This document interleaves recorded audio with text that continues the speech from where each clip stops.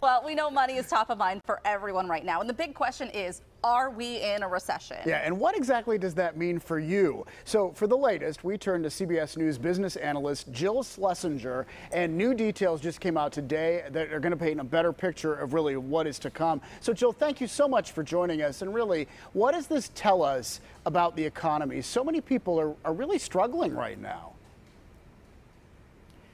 Absolutely. I mean, we know that prices are really remain high, and that's putting a lot of pain into the lives of Americans. So we got a report out this morning called GDP, Gross Domestic Product. And that's sort of this broad measure of the economy, goods and services produced in the U.S., basically.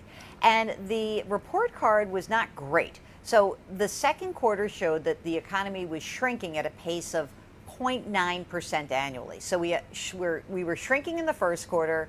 We're not doing quite as bad in the second quarter, but, you know, in the world of the economics and business universe, minus signs are not good.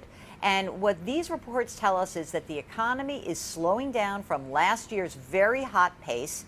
And part of that is intentional. I mean, the Fed is trying to cool the economy down, but the fear is that we do tip into a recession.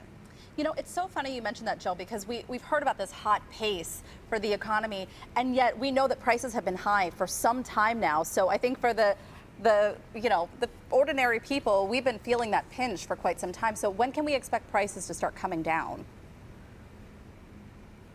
Well, you know, like the strength of the economy is really like on hyperbolic mode when it comes to prices. So you're right. It's like 9.1% is a shocking increase in the consumer price index. There is some good news here, okay? Because since June, when the CPI was released, we've seen the cost of oil come down. So oil was at 120 bucks a barrel. Now it's at 95 or 100.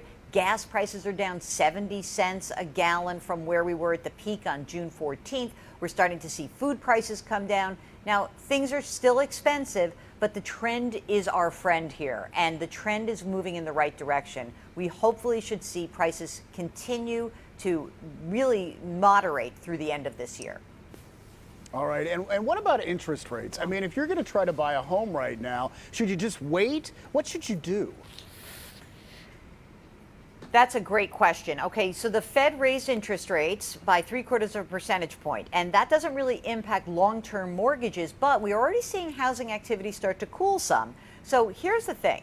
Housing affordability is still rough because prices have not come down. Activity has slowed down, but the actual price levels haven't come down by a lot. So if you're looking to buy a home, there's a couple of ideas. One is, yeah, sure, you can wait because we are going to likely see prices moderate some. And you could also potentially have an adjustable rate mortgage, which would keep your interest payment a little bit lower and locked in for a period of time. So it's tough for buyers still. Be patient. All right. All right.